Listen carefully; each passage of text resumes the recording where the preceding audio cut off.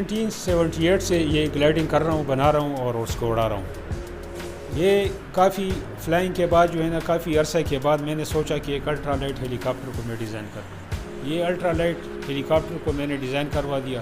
حکومت سے بھی میں نے ریکویسٹ کی کہ اس سے میری فائنانشیل ہیلپ کرے تاکہ میں مزید اس میں بہترین کام کر سکوں، لیکن کچھ بھی نہ ہوا۔ خیر، اس الٹرا لائٹ ہیلی کاپٹر پہ میرا 15 لاکھ روپیہ خرچہ ہو گیا۔ میں نے 1 ملین کے لیے ریکویسٹ کی تھی، لیکن زیادہ پیسہ اس کے اوپر لگ دیا۔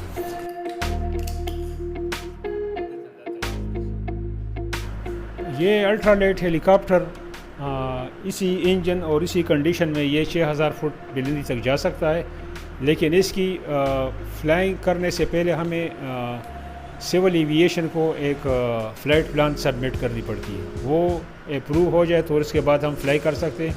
پھر اس پر ہم یہاں سے ٹیک آف کر کے چارسدہ، مردان، سوات تک، اس طرف کوہاٹ، وزیرستان تک ہم اس پر یہ فلائی کر سکتے ہیں۔